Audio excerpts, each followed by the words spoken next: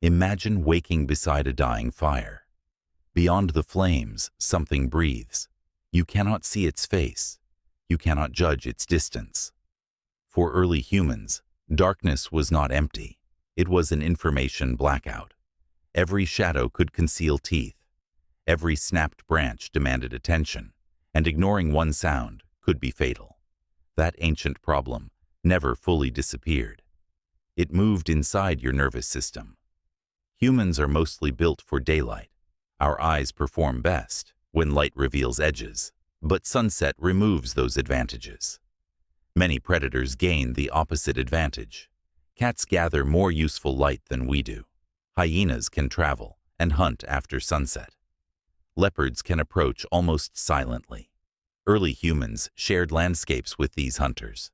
Some caves alternated between humans and carnivores, or it might already belong to something else. What would darkness mean in that world? A real animal with better night vision. Fear would reward caution before proof arrived. Running from nothing wastes energy. Ignoring a predator can end a bloodline. Evolution favors mistakes that keep bodies alive, so uncertainty itself became threatening. That is why darkness feels occupied. Your brain does not wait for certainty. It predicts danger from incomplete signals. Neuroscientist Ralph Adolphs calls fear a survival system. The amygdala helps detect important threats. Other regions prepare freezing, fleeing, or fighting. Darkness gives this system less reliable evidence. Less evidence creates more possible threats. That feeling is closer to anxiety than panic. A visible predator creates immediate fear. An invisible predator creates uncertain dread. Psychologist Christian Grillon tested this reaction. In 1997, volunteers heard sudden noises. The noises occurred in light and darkness. Darkness increased their acoustic startle responses. Nothing actually attacked them. Their bodies still prepared for danger. Later studies reproduced dark-enhanced startle. Researcher Yadan Lee tested another effect in 2015. Fearful sights and sounds felt stronger at night. The clock itself appeared to shape fear. In 2021, Elise McGlashan studied the amygdala. Light exposure reduced amygdala activity. Moderate light suppressed it more than dim light. Your brain literally responds when darkness lifts. But were humans born fearing darkness? Infants do not arrive fearing every dark room. Fear develops through biology, learning, and imagination. Children eventually understand hidden possibilities. A dark corner can contain anything mentally. Adults teach danger through stories and reactions. Psychologists call some threats biologically prepared. Arna Uman and Susan Minica proposed this framework. Certain dangers may be learned unusually quickly. Darkness may work as a threatening context. It hides threats rather than becoming one, because evolution did not teach one simple fear. It built a system for uncertain environments, and nighttime was uncertainty repeated every day. Then humans changed the night.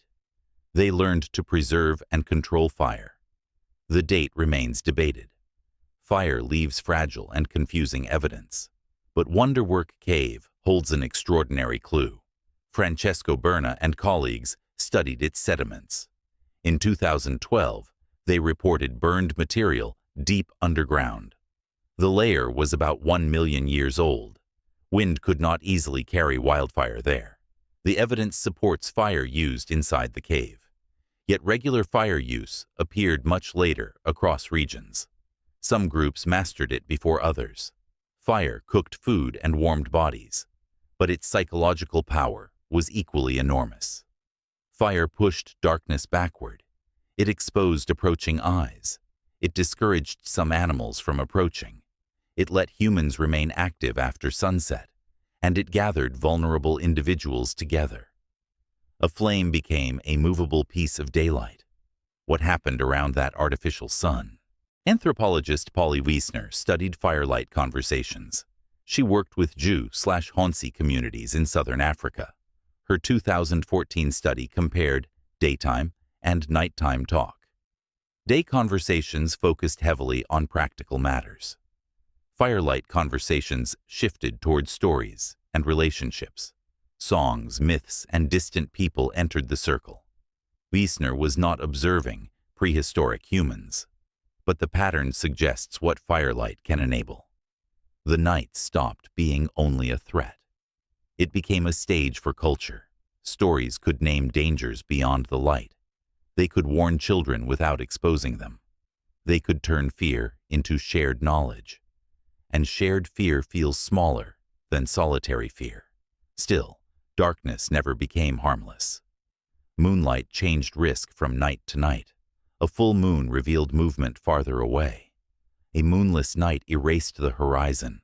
Clouds could extinguish even starlight. Wind could kill a weak flame. Rain could remove the group's brightest defense. Sleep created another vulnerability. A sleeping human cannot scan the grass. Groups may have benefited from staggered wakefulness. Modern hunter-gatherer sleep studies show flexible patterns. Someone is often awake during much of the night. That does not prove an ancient guard system. But collective vigilance solves a timeless problem.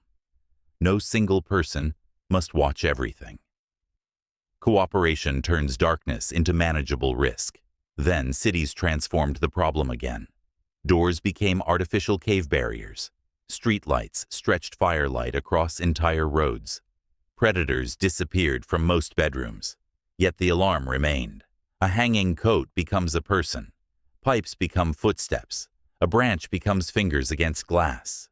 Your prediction system fills missing details. Usually, it guesses badly. But evolution did not optimize comfort. It optimized survival under uncertainty. That is why logic struggles at 2 in the morning. You know the room is safe. Your older brain asks a different question. What if this is the one dangerous night? Fear survives through that tiny possibility.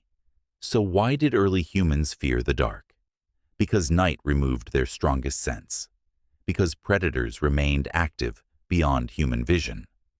Because uncertainty punished the careless more than the cautious. And because fear kept groups close to light. But fear also helped create something unexpected. It helped make the fire a social center.